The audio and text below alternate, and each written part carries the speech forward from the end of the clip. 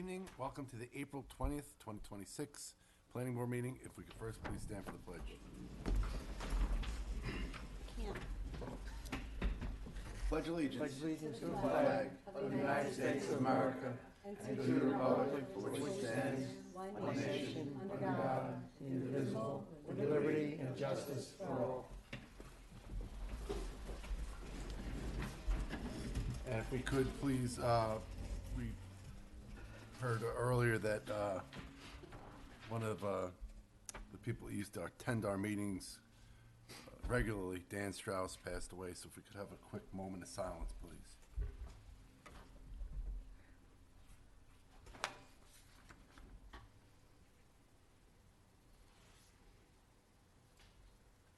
Thank you. Mr. Strauss was a critic of the board, but always did it in a very kind and thoughtful way. That's right. Right, we missed. All right, we have correspondence. Anything we need to discuss? Nothing here. No. Nothing. Robin? No. Counselor? No. Okay, we'll move on to the meeting minutes of April 6th, 2026. Any corrections? No. None that I see. None here. Do I have a motion to approve the meeting minutes of April 6th, 2026? Motion? Second? Aye. Okay, we'll move on to the work session. We have, first up is Hearthstone Minor Subdivision. This is a discussion of the two-lot subdivision. Location is 3138 Hearthstone Street. Good How are evening. ya? Great.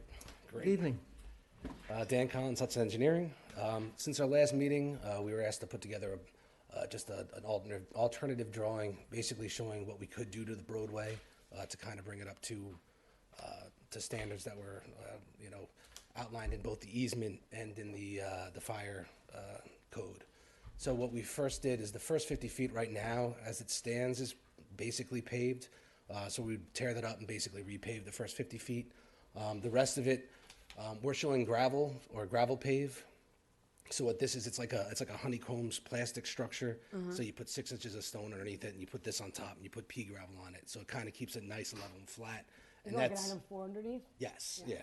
So it's actually permeable, and it could also be H20 loading for vehicular loads. You could also do gravel. You'd probably need 12 inches of gravel over that whole area for fire access. Again, also you could pave it. So we're just looking for some feedback from the board and see what direction you guys want to go in, and we'll do whatever you guys want. I just got one question over to the right of your map, just before it hits the line where the two lots are. Yes. Is that part paved already? That's where actually the roadway ends, and our part, we extending our driveways into our development. So that would be paved, the last, So whatever. I think that there's 10. last section's paved, and that's, Yeah, because okay. right now existing, it ends and it's just woods. Okay, thank you. But, so for me personally, I'd prefer it not to be paved because if it does have to expand and contrast, it'll move quicker if it's not all paved all the way out because of all the traffic and how it splits. But how do you guys feel about it being partially paved and not entirely paved? Last meeting, we had a I don't know. resident that was, he didn't want it paved. Right. You didn't want any of it paved. Right. And we could basically take it all the way to the end as gravel. And then once it hits our property, we can take it on as asphalt. I mean, Right. that's fine. And you literally can do that with like almost like a floating French drain and some pavers. So it meets the item 4, so the item 4 and the Yeah. gravel doesn't go in, and then it's all concrete. So Yeah. that you actually can create almost like a swell so that the water can go into your property's drainage. Yep. Yeah.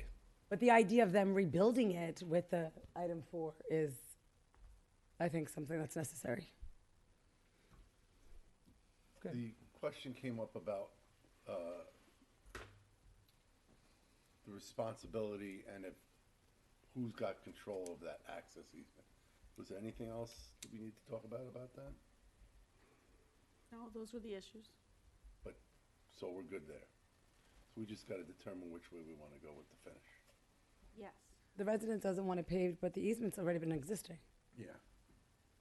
Well, I think whoever controls the easement controls the paving. It's all, There's no doubt about it. so I think what the resident was saying was if you go and pave it, now you're expending my expenditures because we all maintain the easement.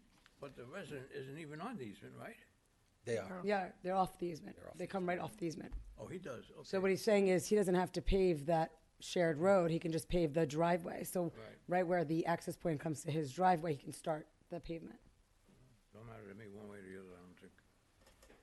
I have no. Would there be a gap between where his driveway ends and the road? Yes, but if they do it tactfully, and I've seen Dan's work, they can create almost a place for the water to go so that where the asphalt starts, it doesn't all flood into the gravel.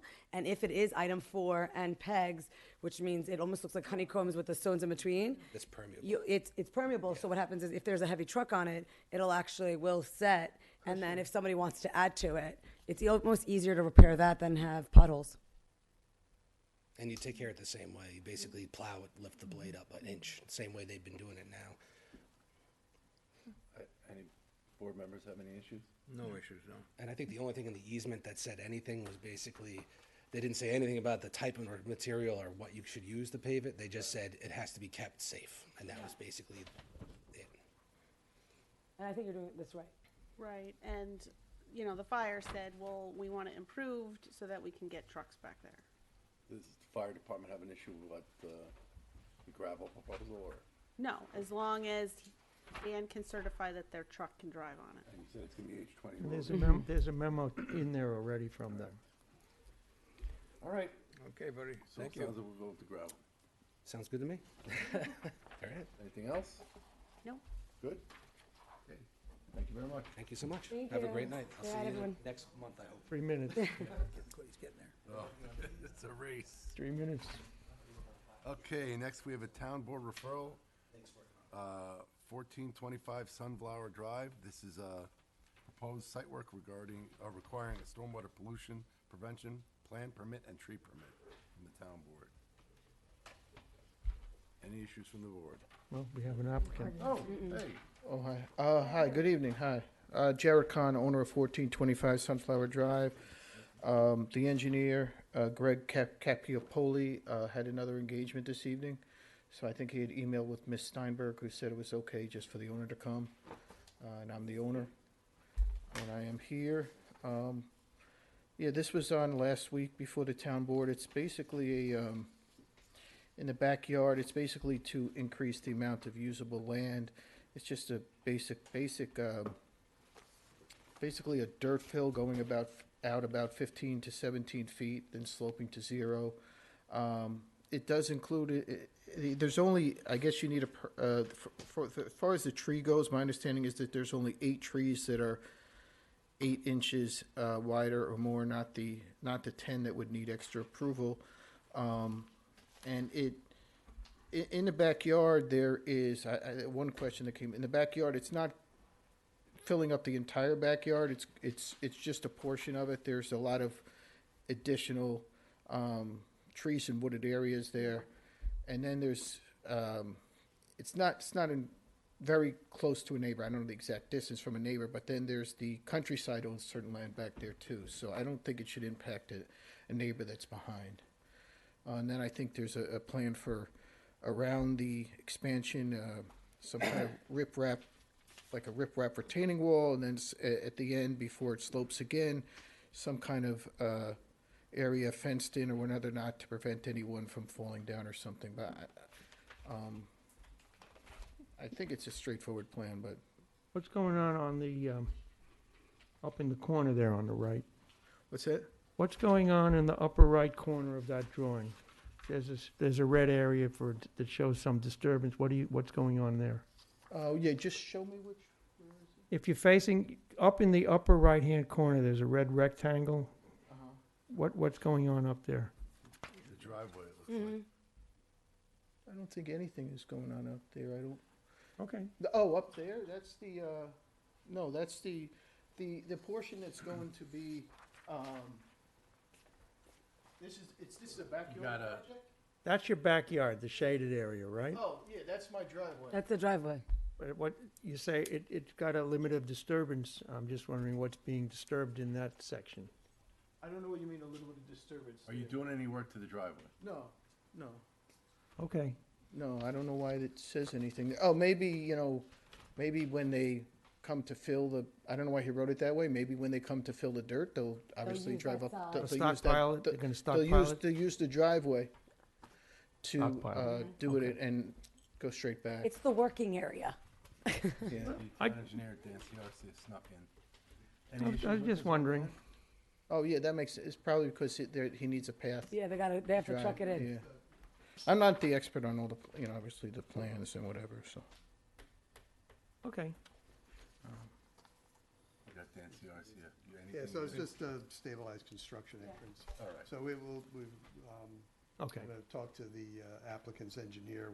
We just need to have some stormwater because it is a major regrading of the property. So it's gonna Right. change the runoff characteristics, but otherwise, it's no big deal. You want to send anything towards the neighbors? There's no easements, there's no wetlands, anything else in there? Yeah. Oh, no wetlands, definitely. And there's the HOA on the Okay. other side, so. Thank you. He'll take care of the technical end, and I Yeah, don't see any whatever plan. engineering recommends to the engineer, we'll comply with. Okay, Any planning issues? no. Okay. You're all Thank you. set. Thank you. Good luck. Thank you. Thank We'll, you. we'll get a memo out to the town board. Mohegan Colony is next. Ken's not here.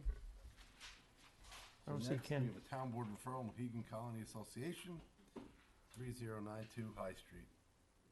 This is a proposed floating dock on Mohegan Lake. I don't think we have jurisdiction here, do we? It's a referral. Oh, just referral. Just Town board has requires jurisdiction. issuance of a wetland permit, because obviously it's in a wetland. But it's floating, so it's good that it's floating. We have any planning I issues? don't have no issue. No. How do you get on the floating dock? The ramp. Well, there's a raft to it, and then what happens is it has almost like a buoy. Oh, okay. So it just that makes chills sense. on the, and you can't really tell it's taking up a lot of real estate Kinda because it's hinge, you know. dancing. Yeah, yeah. Okay, I don't have a problem with this. No. All And right, it's in the shape of a T no planning. for the town. no problem. If Not a anybody- why. If anybody takes care of the lake, they do. Yeah, I know. Ken's the rock star. Last but not least. We have a town board referral, chapter 102, affordable housing set aside. This is a proposed local law amendment to chapter 102 regarding affordable housing. Is this a substantive change, or is this just putting a new law together, or what? I mean, looks like the old version. Yeah, but it makes it a little bit more clear to the lot of. Hello. Hi. Hi, Sarah Wilson, Chair of the Community Housing Board, and Maura Gregory, a longtime member. And I don't know where Ken Belfer is tonight, I know. This is, but hopefully he's on his way. So this is essentially a reinstatement of what we had on the books from 2011 to 2016. The town attorney, Adam Rodriguez, did ask us to provide a red line version against what we had on the books and what we're proposing. And it's really just some minor updates conforming to the changes that we've made to 339. But it's essentially the same. Yeah. law.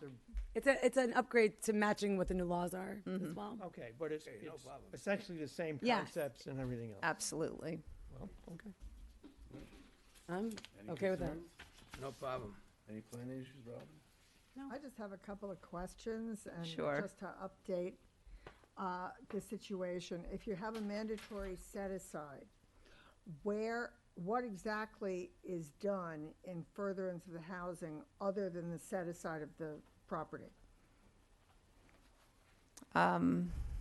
I'm sorry, other than creating the 10% affordable units? All right, so as part of the set aside, you'd have to actually construct the unit, Yeah, correct? Yes. but 10% of your unit has to.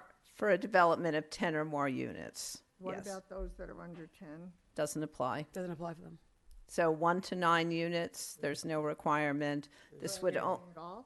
that's right. There's a- This there's would a only table. kick in for 10 units or more, in which case 1, or in multiples of 10 to The whatever. county did come up with a program where if you had like a three unit, you could put it in, but it doesn't have any set aside with it. It's not a requirement, it's always an option, Yeah, that's, Right. that's which we would support, of course. Now, how do the figures in Yorktown with regard to AMI and things like that, how do they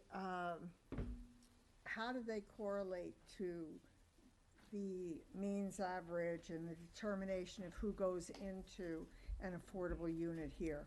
So for a home ownership unit, it would be 80% of AMI, area median income, which is published every year by Westchester County, and the numbers ultimately come from HUD, Housing and Urban Development. That's the upper level, 80%. That's the maximum. And for a rental unit, it's 60% of AMI. Right, but it's based on the county? Yeah, when they send It's- out the survey. No, I understand the county's model ordinance, but I would think that we would have some distinct In Yorktown? preferences for doing things. So the income limits are set countywide. And so at the 80% AMI for a two-person household, that would be $108,800 annual income. And for the 60% AMI for rental units, a two-person household, $81,600, three-person, $91,800, just to give you an idea of the income limits to qualify. When it comes to Yorktown, though, Sandrine runs housing, and what we've tried to do is really help those who are trying to be in the program, tailor it so that they could be a favor to find a home in Yorktown. But if not, it all goes through paperwork in the county. But this is, Sandrine's responsible for Section 8 housing, and this is not creating. But she still will help them, which I thought was amazing. She was, because they does have forms, and no one knows how to fill out the forms. But this is not Section 8 housing. No, this is Yep. only affordable. Yep.